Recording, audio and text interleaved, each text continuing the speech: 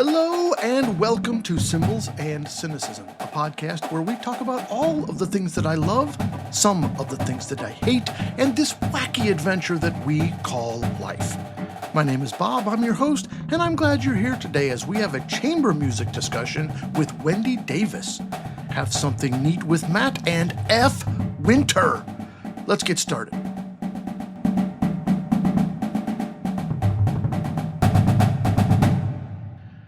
Welcome back to today's episode. A little bit of fan mail to go over with you.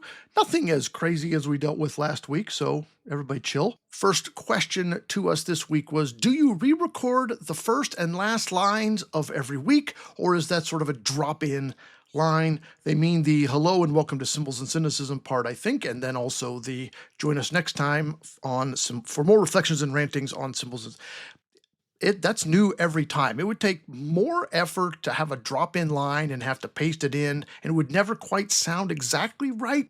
I would guess if you lined them all up, they don't sound exactly the same, although, especially at the end, I try to make it the same, so we always have that sort of punctuation mark at the end, but they are re-recorded every single episode. Second question, you mentioned sound violations for marching band. What is a sound violation? Well, there's a couple of different things. There's a lot of different rules for marching band that do not apply to large group or solo ensemble. One of those, and it's violated quite often, I think, probably maybe one of the most common violations is, and OMEA is different in their rules than other organizations such as BOA has a different version of this rule. DCI has a different version of this rule. So you may see Bands of America, bands, other states, certainly DCI, do this, and OMEA does not allow it. You cannot, within the show proper, that means in the main portion of the show, that does not include the pre-show. A lot of bands have this pre-show that's before the salute. That doesn't count in this rule. But in the show proper, you cannot use pre-recorded music. So you can't have, for instance, a recording of Judy Garland singing Somewhere Over the Rainbow.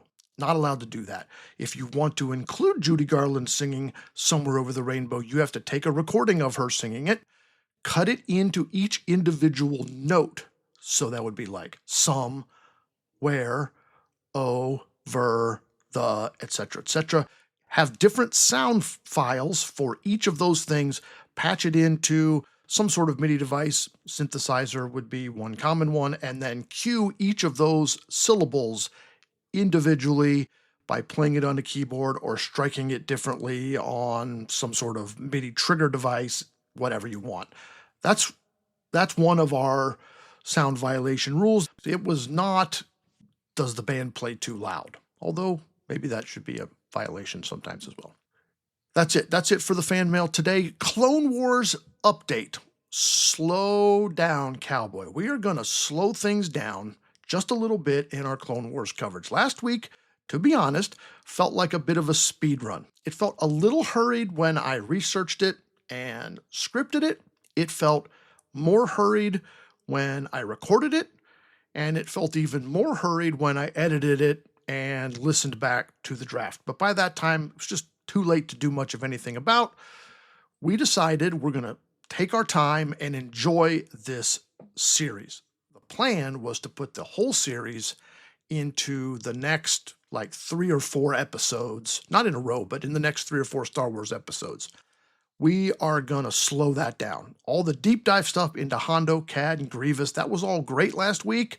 We didn't really get a chance to discuss the episodes themselves. There's really good stuff in those episodes. So next week, we are going to leave season 1 behind us. We are going to move on to season 2 next week, but we're only going to do episodes 1, 2, and 3.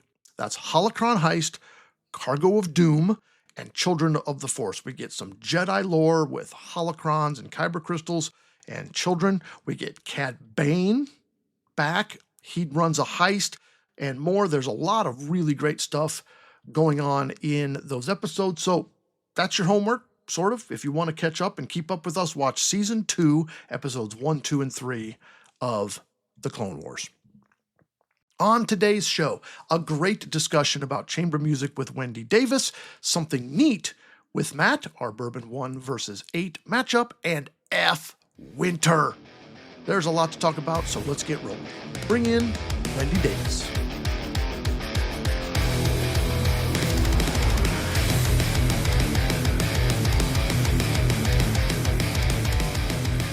All right, we are here to welcome veteran successful band director, small school setting guru, and about to retire, soon to be retiree.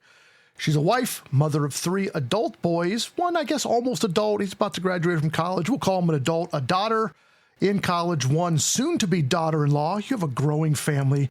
Recent awesome recipient of the Band World Magazine Legion of Honor Award, and perhaps most important, corgi lover and Starbucks fan, Wendi Davis. Welcome to the show. How are you doing? I'm good. Thank you for having me. You are at home on your snow day. We had intended to do this in person, but that didn't work out because you were a little bit ill, and so now you're on the phone with us. Thanks for joining us.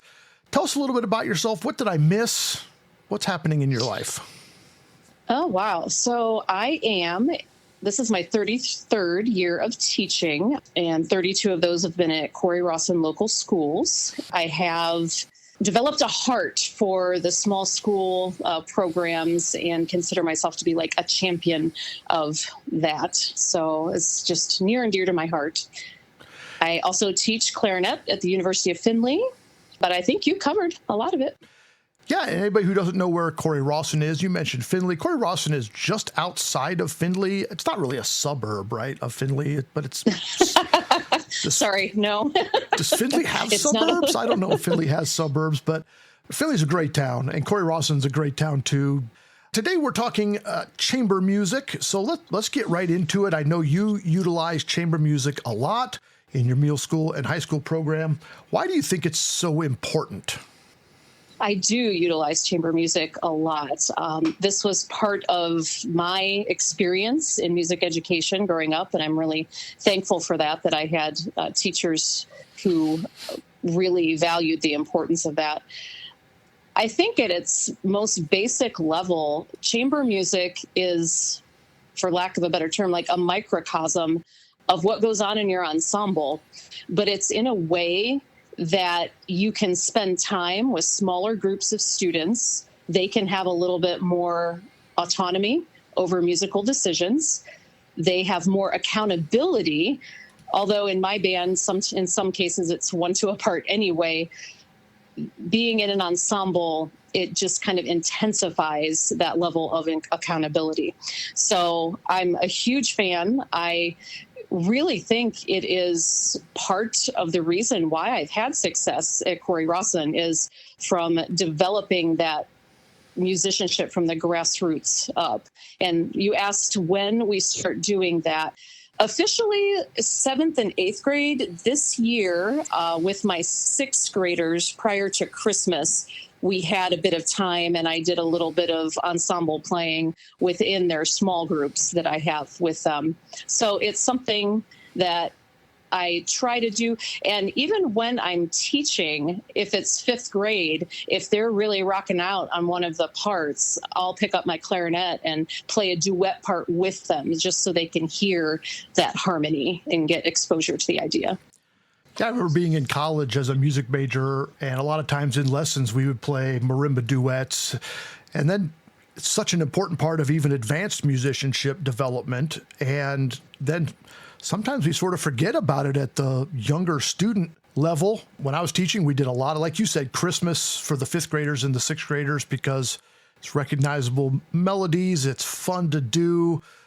But at the same time, that 2nd and 3rd part, sometimes more challenging because it's not the melody, right? It's not right. Jingle bells or whatever. What are some of the extrinsic benefits of chamber music playing at any level? So obviously the first one that pops into my mind is if you're going to do the OMEA adjudicated events, you can earn the 1, the 2, whatever your rating is. And that is a big thing for kids.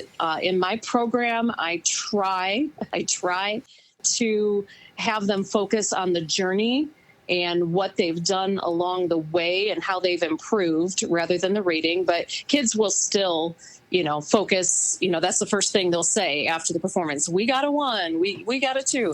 So I mean, I think the rating can be extrinsic. You can get other things in there. There have been times when I'm working with students and, we'll be after school and I'll be like, all right, here's, a little extra snack or something. We're taking some extra time here. And I think playing with friends, that could be intrinsic though, too, because it's social. So, I mean, that's what I think of when I think of the extrinsic benefits. Yeah, that whole like playing with friends, having fun thing. I think it's both, right? Intrinsic and intrinsic. Right. Yeah. Yeah. I always sort of listed it as extrinsic because it's not directly musically related. I don't know. I guess it could go either way on that, but I definitely think that is a huge part of it. Is I think it goes back to Goethe said, like, chamber music is music with friends. Whether they are literally your friends or not, they can become your friends through the use of it because it's so intimate. You mentioned accountability. You can't fake your way through the second part or the third part just by following somebody else because it often doesn't follow anybody. You got to have your own, you got to be, responsible for your own thing. What are some of the intrinsic benefits? Obviously, all of the musical benefits that you get, and that just kind of runs right down the list. If you're looking at, foundations of music, everything gets better. Your technique gets better. It gives the director a chance to really develop and hone in on tone, since it's, maybe a quartet or a trio. Obviously, you can make all kinds of musical and interpretive decisions, which are very important. The students can be involved in that process. And the other thing I really, really love about chamber music is that sometimes it gives the students the opportunity to play things by composers that don't necessarily write for the full band, like Mozart, Haydn, Gabrielli. All of these composers have great pieces. And if we're playing it in an ensemble, then I can take a minute and talk about, well, this is what a string quartet sounds like, and this is the style we want to emulate. And here's a recording, I'll play a clip for them. And Beethoven wrote this when he was already going deaf, and you can loop in kind of some comprehensive musicianship there too. Yeah, totally. I think your program was a lot like my program. It's 9 through 12 in one band setting. We don't have ability-based bands at the high schools, and so sometimes band literature too easy for the advanced kids, too hard for the younger, weaker players. And so I think, too, another intrinsic benefit is that you can dial in music that is more geared to that trio, quartet, or sextet at their level of ability without having to be too much of a reach or not enough of a challenge, depending on their end of the spectrum. Do you kind of plan your programs that way with the chamber music? Yes, absolutely. And one of the things I really love is, it's really cool when you can have, that brass quintet or that plays a Class A piece or what have you. But when you can get your last chair 4 players and put them into a quartet where they all have to play and they all have to be musical, it is a big thing to help your program when they're exposed like that. And of course, you don't pick the same level of literature. You find something that they will be successful with. But that's the exciting part of it, too. How do you work solos do you consider that to be chamber music? And how does that fit into the overall program? So I don't really consider solos to be chamber music, but we do the OMEA events. So I do give an opportunity and put it out there. It's completely voluntary in my school. Anyone who'd like to play a solo, we have an accompanist who works with us. So we provide accompaniment for them as well, because that can be a challenge, especially in rural areas. So we get that all set up, and our accompanist comes in during band time and occasionally after school and works with the kids. And those who want to do it have a really good experience with that. And I just see kids' faces light up where, it might be the easiest thing, like you said, by Forrest Bucktel. But when they put it with the piano accompaniment, it's like, wow, they're playing along with me, but it's not my part. That's really cool. And, you live for those moments too. And let's be honest, to your point earlier, when you get that Class A solo or ensemble, yes, as directors, we love that because like, wow, this is similar music to what we have played, but not everyone gets to that level. And that's okay. We shouldn't be there just to serve those kids. We should be serving every kid in our programs. So it's neat when you can find other literature to accomplish those goals as well. I remember a few years ago, I say a few years, time it's probably been more than a decade or maybe 2 decades. I don't know. I had a student come up to me and say, I want to do a solo. And this was a clarinet player who had moved in, could not go over the break yet. I'm like, okay. But working and asking around to other directors, I found a solo for this student and they had a wonderful experience with it. And that gave that child confidence to want to know more and do more with the clarinet. So that was really cool. Yeah, again, that goes back to intrinsic and extrinsic, that motivation, the desire to want to do it. And playing a solo, we didn't force that issue either. Ensembles were required, solos were encouraged because it's a different level of guts to get up there. But playing with an accompanist is also a completely different skill that's really good for any musician to develop. Yes. But it's a different set of skills. Absolutely. So two kinds of small ensembles. We got heterogeneous ensembles. We have homogeneous ensembles. Homogeneous means it's the same instruments, right? Like flute Correct. trio is 3 flutes or clarinet quartet. Heterogeneous would be mixed ensembles, like maybe a brass sextet with, 2 trumpets, French horn, trombone, and a tuba, etc. So which is more valuable? Which do you tend to do the most of? What are some pros and cons in that? Okay, when the kids are starting out, if you've got younger students like 5th, 6th grade, whatever combination works for them. And I've even had kids say, hey, do you have some music? The 2 of us are going to sleep over at so-and-so's house this weekend, and we're bringing our instruments. And, nothing warms a band director's heart like that. And so I'll find music and, maybe it's, a flute, a baritone, and a trumpet or something. You know what? If that means they're going to be playing, that's cool. When they get into upper levels, it's a call by the literature, I feel, because when you're in high school, you can have a clarinet trio, a clarinet quartet, mixed clarinet quartet, woodwind choir. All of those things have designated instruments that play in it. And to serve the literature, now I'm going to put a little asterisk here, within reason, you need to have those specific instruments. When you're in high school, I would not be for having a tuba and a clarinet and an alto saxophone doing a trio in high school. Obviously, that's a moot point because that's not written on the list. But you get to a point where you have to honor the selections of chamber music that are out there and written, if that makes any sense.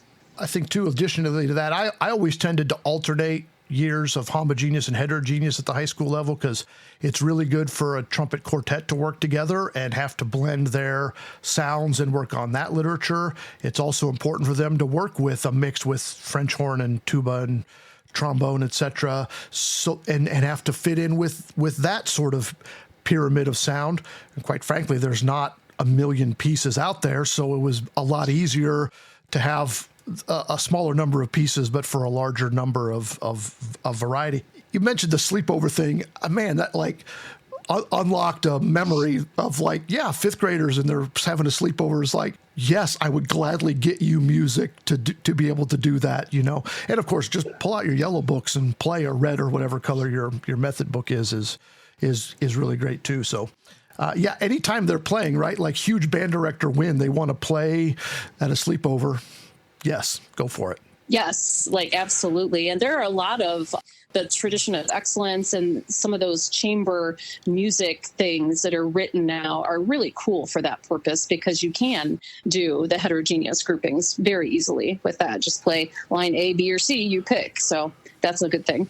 Yeah, so let's talk specifically about percussion ensembles. You've always had a lot of strong percussionists. You're a clarinet player, but strong percussion. I know you bring in some folks to work with your percussion ensembles. Are there extra benefits to percussion, small ensemble chamber playing?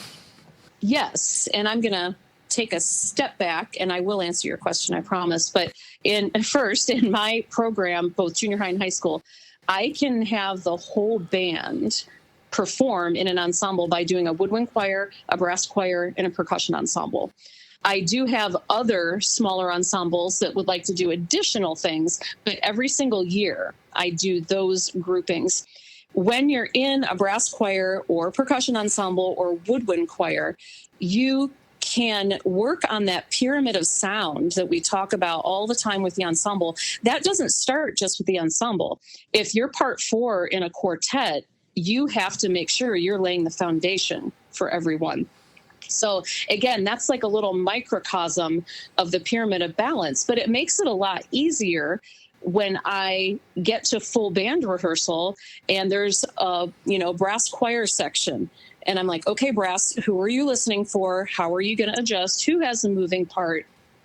Make sure we hear that foundation. Woodwind choir is the same thing. And I actually think it's extra important for percussionists because when you're in a percussion ensemble and you start talking about blend and balance, there is melody in there. And even if you don't have mallet instruments in there, there's still like a hierarchy of who needs to be heard when. And I think sometimes percussionists get the short end of the stick with that in large group rehearsal because we can be so focused on the wins, but there definitely is a place where you should hear that triangle more, or that cabasa needs to come forward for 2 measures and then, back up again. Now, if you've got mallets in your percussion ensemble, right now, my high school kids are working on Russian sailor's dance, and it's got a whole bunch of mallets, and then it's got like bass drum and snare drum in their tambourine also, I believe.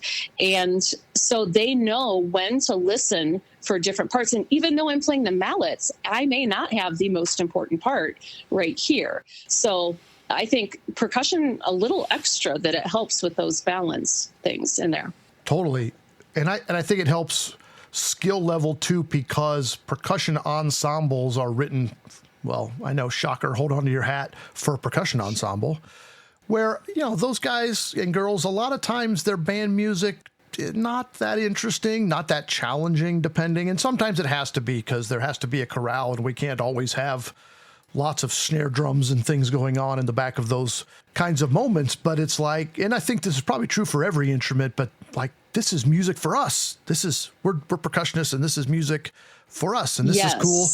And I really love, again, going back to the adjudication factor, when I hear a drum ensemble, meaning like no mallets in the ensemble, and they have found the way through the melodies. Like you're right, there is still melody there, whether it's tom-tom or timpani moving or just snare drum with the accents and dynamics. There are ways to find. Most composers are writing those drum ensembles with melody in mind. It's just not B flat C D types of melodies. It's membranophone melodies. And I think that's cool when they find that. Yes, absolutely. It's become a tradition at my school. I do a Christmas percussion ensemble, done it for probably more than 20 years because I program carefully with Christmas music. I usually want to do like one slower lyrical piece, and almost without fail, there's like a suspended cymbal roll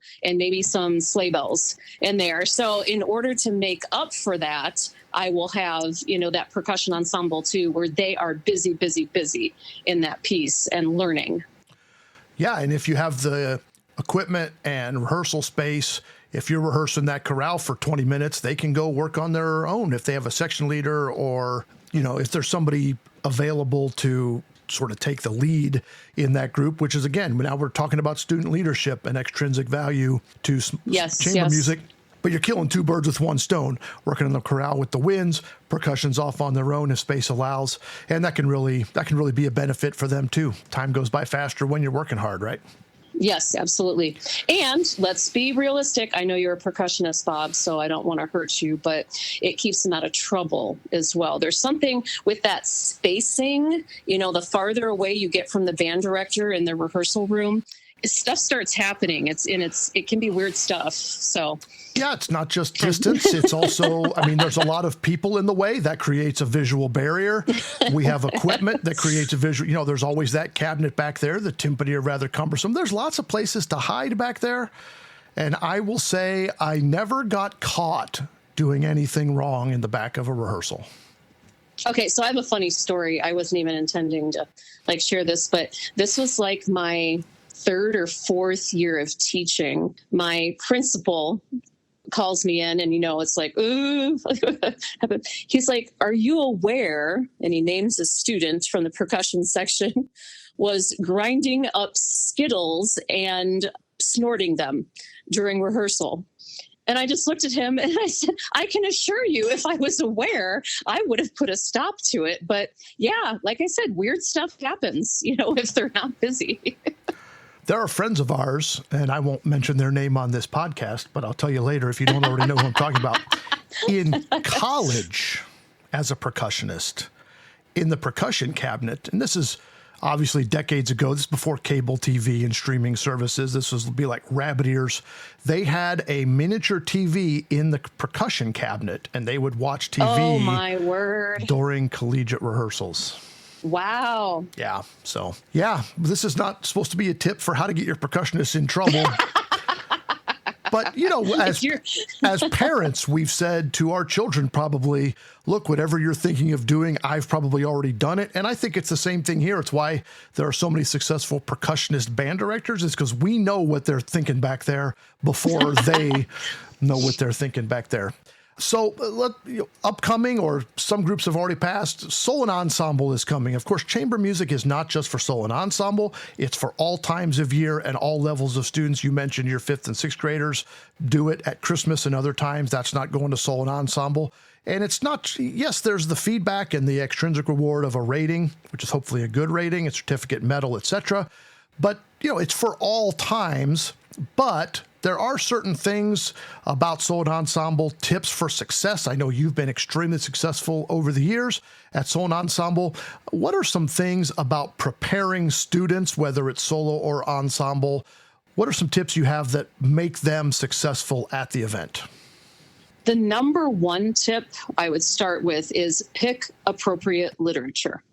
Sometimes what the student wants to play, and this is especially for solos, and what will go well could be two very different things. Now, I'm not like a dictator about that. And if a student comes to me early and says, I really want to challenge this year, I will hop on board with that. But then I'm helping them. I'm saying, when do you have time? Do you have a study hall that matches with my schedule? Can you get here, 10 minutes before first period, and we can go over this one part? It's committing yourself to their success as well. Because if you're just handing out stuff and not checking in with them and helping them along the journey, it's not going to go well.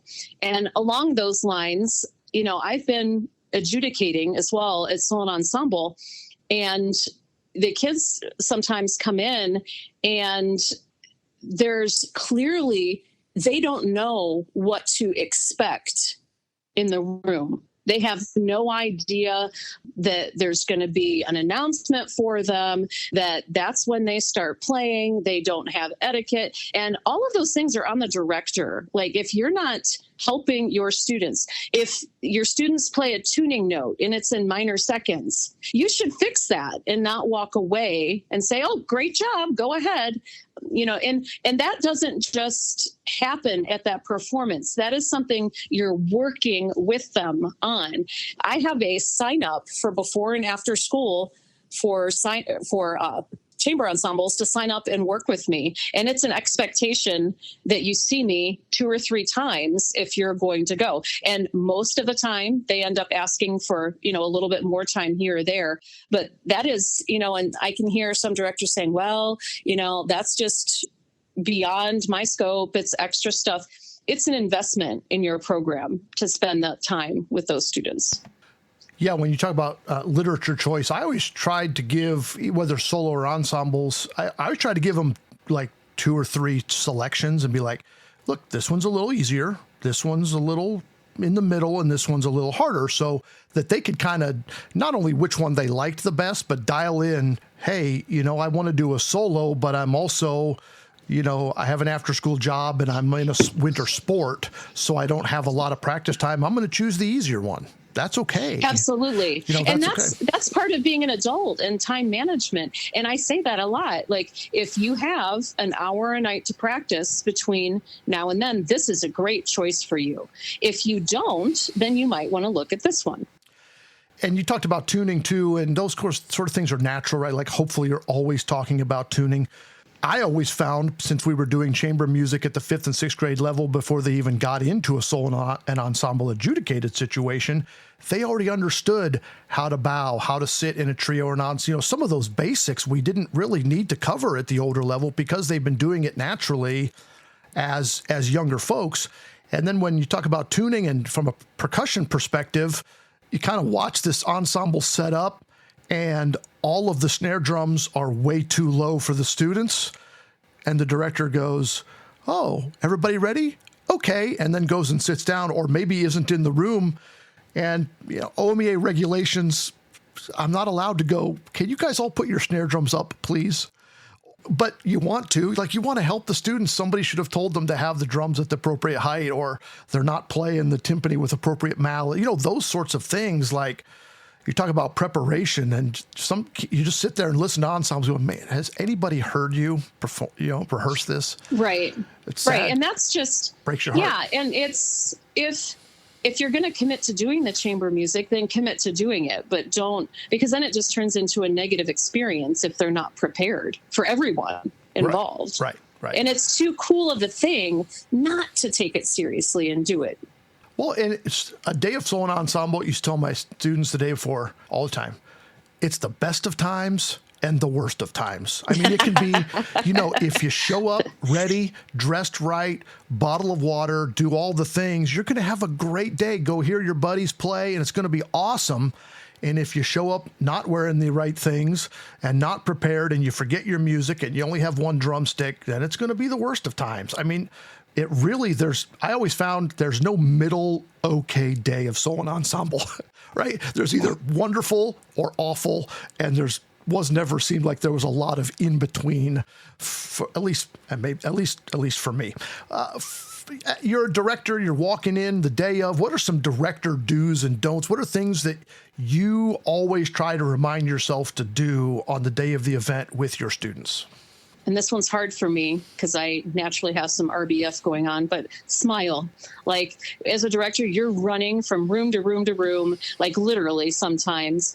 And if you get to students and they just see frantic Mrs. Davis, that rubs off. So even if I came in, with my sneakers on and stop there, give them a big smile, take a deep breath. How y'all doing? Let's have some fun with this. So just setting them up. And again, making sure they know that, the adjudicator is probably going to spend a minute finishing up comments, because that even 2 minutes of downtime can seem like a year to kids when they're sitting there in silence. So especially for young kids, I'll actually stand with the ensemble and kind of maybe joke around or talk with them a little bit. You going out to lunch after this? Or just to keep their minds away from the fact that they're sitting there waiting.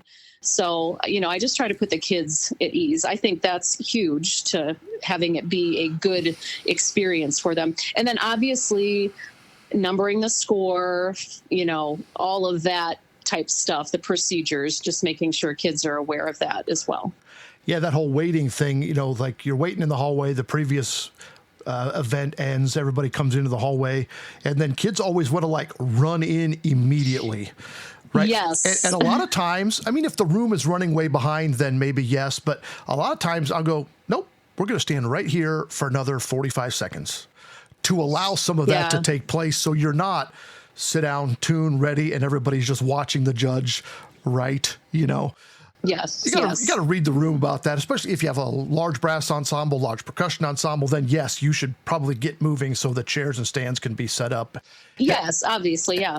But a lot of time, kill time in the hallway. That way there's less nerves building up just sitting there in a quiet room while everybody's sort of staring at each other. Yes. And I love what you said about, you know, smiling at them beforehand. That was the moment, like before they play, was the moment I always tried to say things like, hey, I'm proud of you guys. This has gotten a lot better this week, or you've really, find the positive then. Absolutely. Yes. Because you never know what crash and burn is going to ensue. Even in a well-prepared group of students, a valve sticks, mouth gets dry. Like, tell them that before, and then they might not be ready to listen to you after. They may jet out of the room, and then you don't get to you don't get to say it. Where if you do it beforehand, and then it also sets up the look, like you mentioned before, the journey. Like, look, the journey is done. You guys have done the work. Let's just have some fun. Let's play what we rehearsed. You know, perform as you have prepared to do so. Yes, for sure. Okay. What about judges' perspective? I know you're a longtime adjudicator for solo and ensemble. As a judge, what are some things that maybe are something we haven't mentioned that really increases your enjoyment of a performance? I would say doing the interpretive aspects, and that probably sounds silly, but a lot of times kids will come in and they'll play notes and rhythms, and that's it. And when you're in seventh grade, that's a little different than when you're playing a Class A solo in high school. But I remember, and I laugh about it, a few years ago, I don't even honestly remember the location, but I heard a student outside my door as an adjudicator say, "This judge, she won't give you a 1 if you don't play any of the dynamics." And I was like, yes, that is true. So just like, it's not just about the notes and rhythms. It's about playing the piece of literature you have in front of you and doing it justice to what the composer intended. So the other thing that kind of grinds my gears sometimes is the style of the piece. If you're doing a Mozart clarinet trio and they're all popping the articulation as hard as they possibly can, that's not okay. And, some people are like, well, your expectations are really high.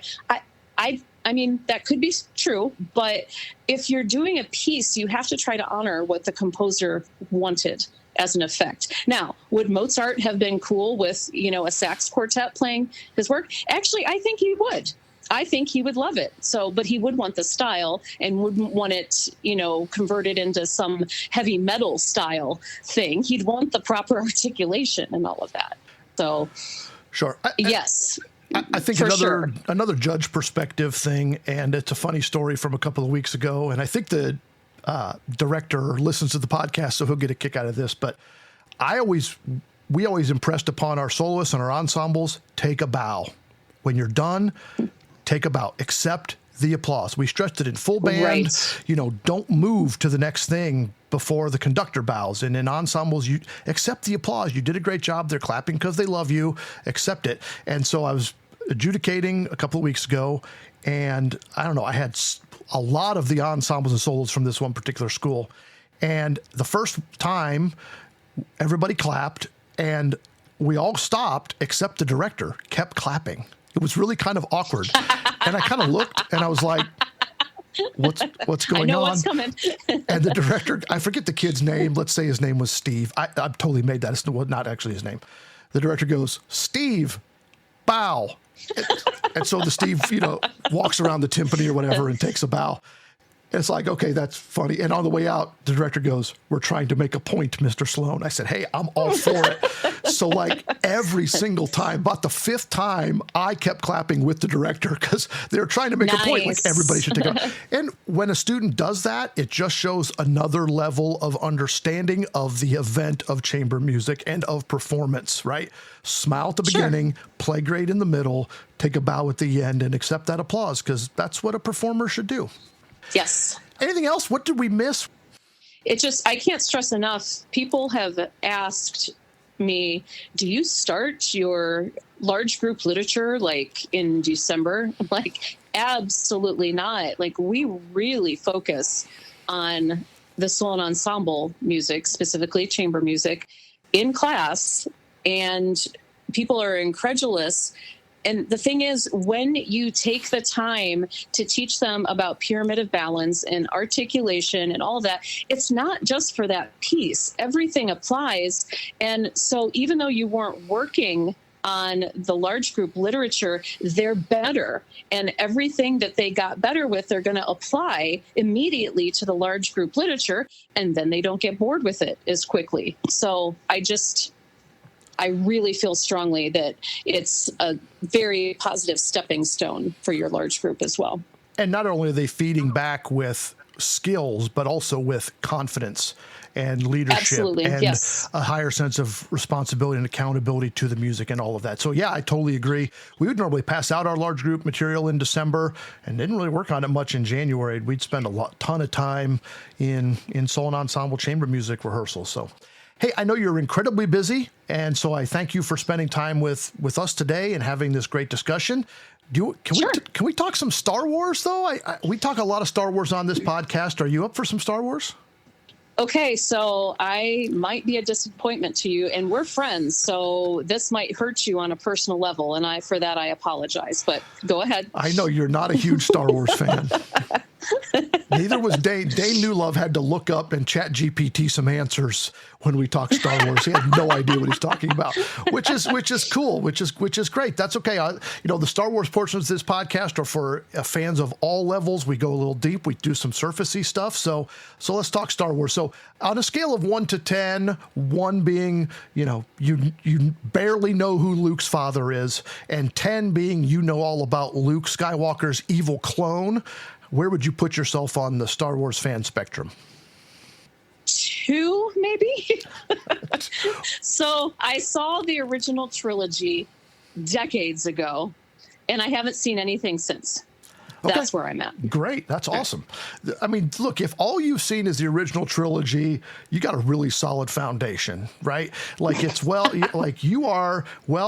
I can only play the B flat scale, but I can play the B flat scale. You got a really good start.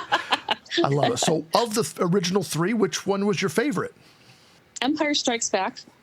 Okay, you're 1 for 1. That is the best of all of the movies. So if that's your favorite, you're on a really good train. You're doing great. You're doing great. There's no right or wrong answers, but there are some right or right answers, if you know what I mean. So, I know you, Bob. You've got right and wrong answers. No, not me. Favorite character. Who's your favorite character? Okay, so Princess Leia. I am all about the warrior princess, the woman who is strong enough to stand up for justice. I'm a huge Grey's Anatomy fan, so to me, Princess Leia is like the Meredith Grey. So that is my favorite hero in that movie, favorite character. Yeah, those movies are coming up on 50 years old, and from today's perspective, Princess Leia is not the strong female character we would expect in 2026. But when you think of it from the late 70s, early 80s, definitely, and especially in a sci-fi movie, right? Right. I can see that out of you. Favorite? Do you have a favorite villain? Favorite? Of course, if you only see the first one, you don't have many to choose from. But right. Yeah, it's going to be Darth Vader. Yeah, it's got to be Darth Vader. What about favorite Jedi? You got a couple to choose from? Not a lot. I think R2-D2 is really cute. Is he a Jedi? I don't think he's a Jedi. He is not a Jedi. R2. See, this is where it falls apart. This is great. No, R2D2 is a droid, so he's a robot. That's right. The He's Jedi are the heroes with the good guy heroes with the laser swords, with the like green and the blue swords. The lasers. Yeah. Yeah, they should have purple. I like purple. Well, I got good news for you. Go watch the new ones. Go watch the episode 1, 2, and 3. There's a character called Mace Windu. He's played by Samuel Motherfrickin' Jackson, and Mace Windu has a purple lightsaber. That is cool. I would watch it just for that. You just need to expand your room. Wendi, thank you so much for joining me today. This is probably the most entertaining Star Wars discussion that we've had ever on the podcast. It's great. R2D2 is now our favorite Jedi, and we haven't watched enough of it to even have a favorite scene. So good luck with the rest of your school year and the rest of your career. I mean, this is the end. You were in months, not years, weeks, not months even. I'm sure you're not counting down, though, are you? How many days left? Do you know? Everyone keeps asking me if I'm counting the days, and I say I am not. I'm making the days count. So that does not surprise me at all. I would have put a lot of money on the fact that you are not counting days. You're just going to go right to the end and put an exclamation point on the end. I know you will. So good luck. And with whatever comes next, too, I'm sure you have a lot of great retirement plans out there. And enjoy the rest of your snow day. Yes, thanks for having me.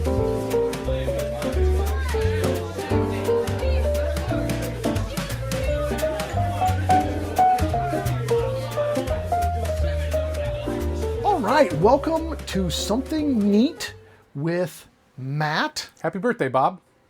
Yikes, it's not even my birthday. Caught you off guard, didn't I? You did a little bit. It's sort of my half birthday coming up soon.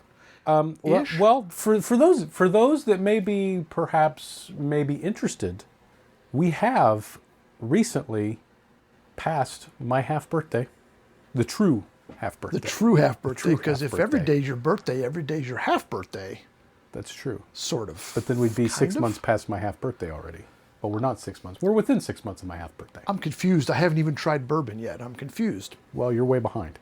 I am definitely way behind. We are here. This was supposed to be on last week's episode, but life happened for you, life happened for me, and we pushed it a week. So we're sorry for promoting it 2 weeks ago that we would do it, and then anyway, we're all here. We're here. It's Something Neat with Matt. It's his birthday. It's my birthday. It's everybody's birthday. And we are debuting the first episode of a bourbon matchup from our Bourbon Bracket, which you can find on social media. You can also find the bracket in a link in the description on this podcast. So if you are interested and you haven't started your tastings yet, start now. It's our March Bourbon Bracket, but we're starting it early because if you wait till March and do it all in March, A, might be expensive, B, might be not the best thing for your liver. And so we're kind of stringing it out a little bit. Hopefully you do that with us. We've had ChatGPT pair 8 bourbons. We're going to dwindle down the champion. Today we're talking about the 1 versus the 8 matchup. That is Buffalo Trace versus Wild Turkey 101. And we're kind of tasting the Buffalo Trace first. Can you tell us a little bit about Buffalo Trace? Well, first off, in our defense, for basketball, you know, we need a defense. It's my podcast. We don't need defense. Well, okay, but if you've been on social media for the last couple of days, everything needs defense. Everything needs defense. True. With basketball, for something that is hyped up as March Madness, and then the championship not taking place in March, sometimes, yeah, is so frustrating to me. Like, it's not March Madness then; it's March, April Madness. Anyways, what are we talking about? Buffalo Trace. Buffalo Trace. Right, here we are. Okay, so number one, as we are tasting it, the number one thing here we want to talk about first is affordability. Because, A, you can't taste the bourbon if you don't have the money to get the bourbon. So, true. Affordability, the nice part about Buffalo Trace and Wild Turkey 101 is they're relatively close in value. You know, Buffalo Trace can fluctuate a little bit more than the Wild Turkey, mostly based on demand. The difficult thing with Buffalo Trace is usually when you go to a liquor store, there's a limit of 1 per customer. Wild Turkey, you can at least buy 2. I'm not saying to buy more than two, but you can at least buy two. So as far as affordability, they both pretty much come out even. But when we start talking about availability, you're more likely to get Wild Turkey than you are Buffalo Trace. And that's one of our main categories here. All of these are in that affordability category, but these are basically evenly matched with affordability is concerned. 30 to 35 price range. And we are not, again, we talked about this a couple weeks ago, we're not suggesting you go out and buy 8 bottles of bourbon. We've also picked bourbons that are available at restaurants or bars. So you can get just a little bit at a restaurant or bar and taste them on your own there. Then you don't have to, and that's a great way to sample bourbon so that you don't go spend $40 or $50 on a bottle. The proof here, though, is way different. Is that true? Yeah. So Wild Turkey, it's in the name, Wild Turkey 101. It's 101 proof. So it's right around that spicy range. I would say if you are somebody that has never had bourbon or whiskey before, but you like strong black coffee, I would say something in the 100 to 105 proof would be an okay place to start. Because strong coffee can be a little bit bitter. But if you like having a little bit of coffee with your creamer, you may not like 100 proof. Now, talking about the difference between 100 and 90, a non-experienced, I mean, I wouldn't even say that I could sit here and blind taste test 2 bourbons and say this is 90 and this is 100. When you know it, you probably notice a little bit of a difference, but it just depends on the distiller's preferences. And you know, if it's a little strong for them, they'll cut it with water and lower the proof. Well, a great example of not being able to tell is when we were at the Weber Grill for our BOA episode.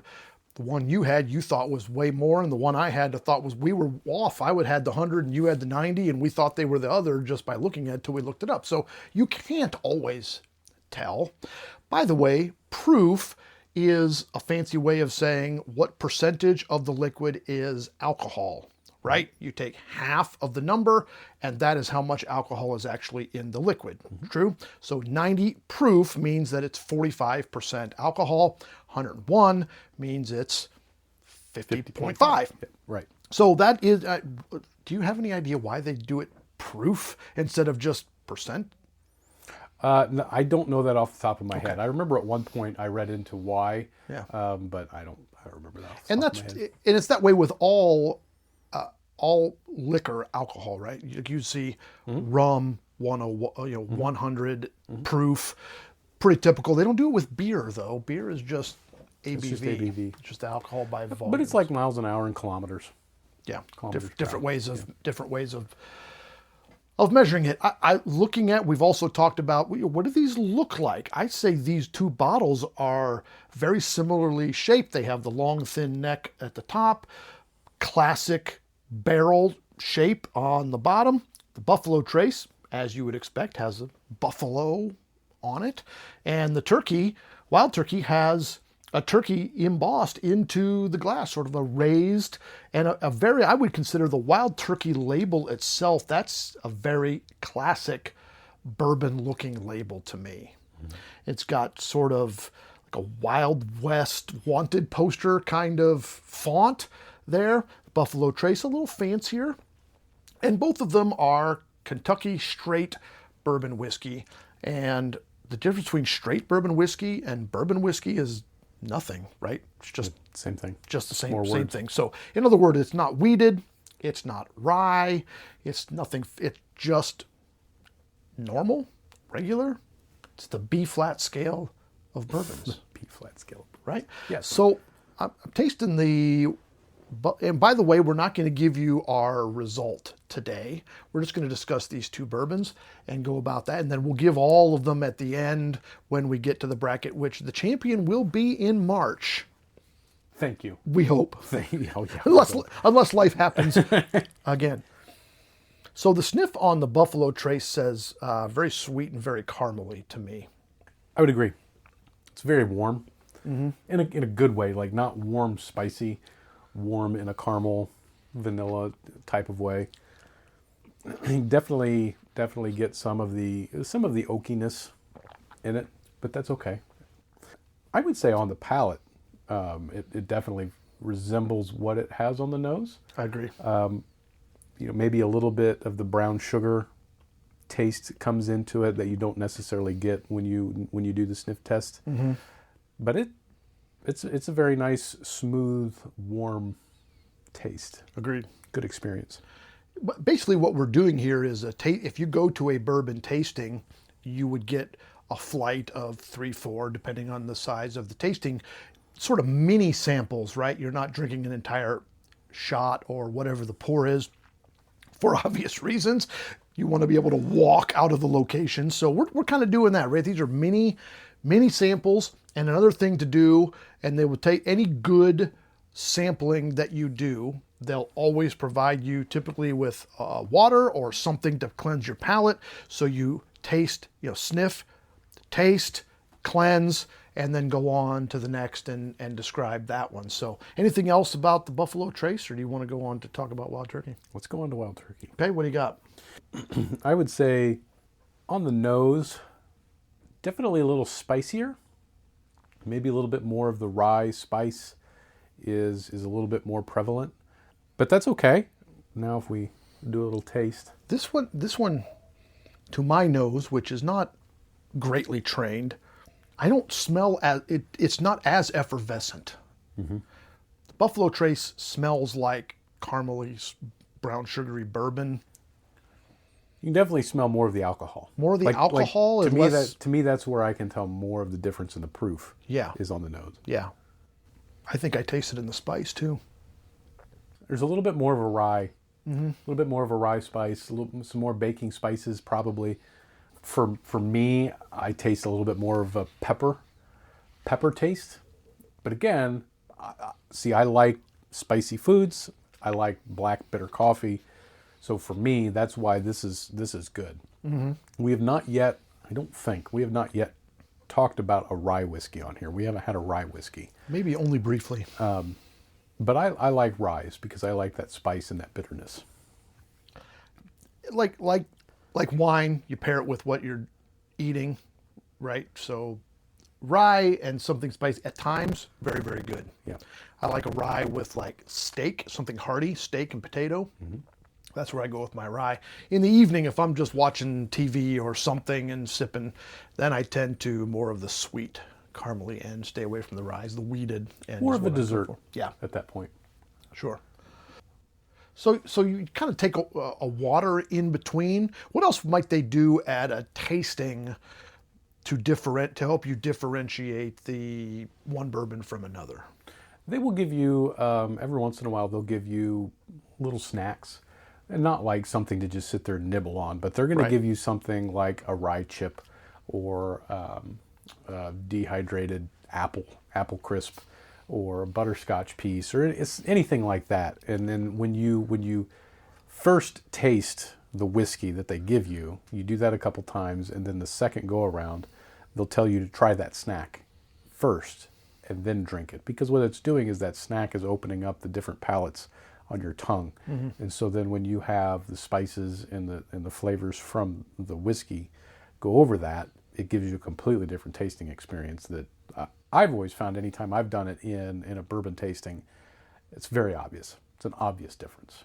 I know Woodford does that when you do the Woodford tasting, and they give you all that's obviously just Woodford whiskeys, but they pair this chip with that and a butterscotch chip with the double oak and et cetera.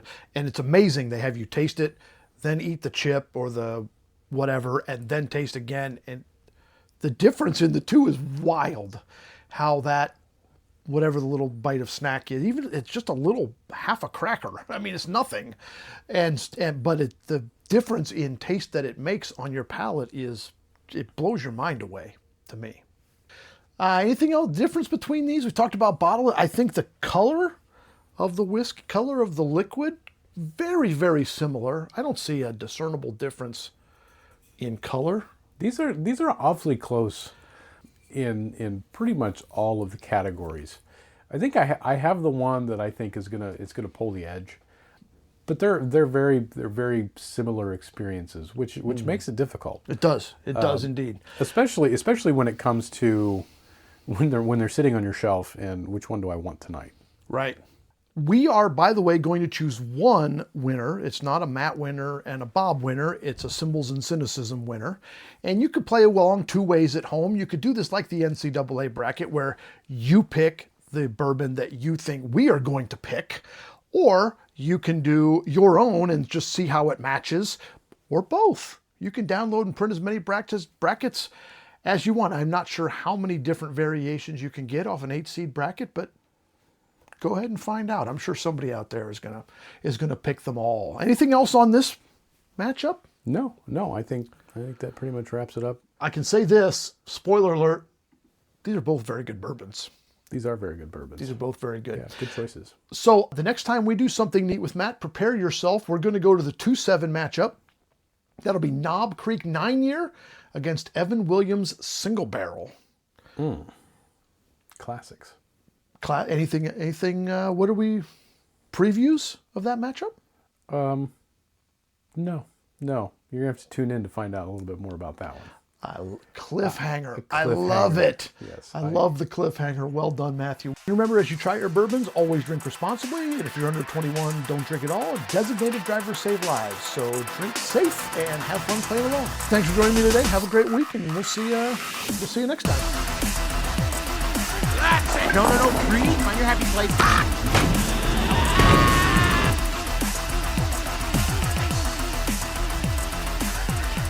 Winter.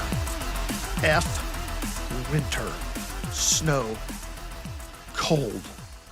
Wind. Snow, cold, and wind. Why do I live where my face hurts? Why do I live where you can't see the road 1/3 of the year? I live on a side road, an in-town side road. They hardly ever plow. There's always snow on the road. Well, honestly, 2 reasons why I live in such a place. Winter sucks, but it is still better than alligators on my front porch. It is better than a hurricane. It's better than scorpions, better than mudslides, and better than earthquakes. And 2, my wife won't let us move. Regardless, winter sucks. I hate it. I even wrote a middle school band piece called Winter's Elegy. An elegy is a work of art written in honor of the death of someone or something. Most elegies are sad because we're sad that that thing ended or that person passed away. Perhaps the most famous concert band elegy is entitled Elegy for a Young American by Ronald Lopresti, written for John F. Kennedy Jr. But I digress. My Winter's Elegy is a celebration because winter is dead. Good. F winter. I hate winter. No, I am not rooting for global warming. Global warming is far worse, and please recognize there is a difference between climate change and winter. I'm so tired of seeing things on social media of people standing out in the snow saying global warming ? They are not the same. Weather affects your driveway. Climate affects the life of species on Earth. But I digress again. Winter sucks. I feel better. Do you feel better? I don't feel better, actually. I have to go shovel the driveway again. Homework for the week. Speaking of shoveling, shovel someone's driveway in your neighborhood, or clean the snow off of their car, or put some salt on their sidewalk in front of their house. By the way, did you know that most city ordinances require you to clean your sidewalk of snow and ice and maintain it free of cracks and other issues? I can tell you that the people of my town do not, for the most part, know that is a city ordinance. I think at this point, this podcast should be called Symbols and Digression. Anyway, winter sucks, and it would be nice if you did something to help someone near you. Maybe it's an elderly person, maybe it's not. So go shovel someone's driveway, clean off their car, bring your coworker hot tea or hot chocolate on one of those days where you got to walk from the parking lot and the sleet is hitting your ear as you go. You walk in and you have to blow the ice out of your nose. Make someone else's winter suck just a little bit less. Okay, that's today's show. Make sure you leave a rating, drop a comment, or send a message on the app of your choice. You can text the show using the link at the bottom of the description and check out our merch store at themarchingarts.com/RHS. We hope you'll join us next week for some Clone Wars Season 2, Episodes 1, 2, and 3, Something Neat with Matt, and Falling in Love. Thanks for joining me today. The theme music is Superfly, written by me, copyright RHS Music. The show logo is designed by John Suh. This show is produced by my sister, Kathy.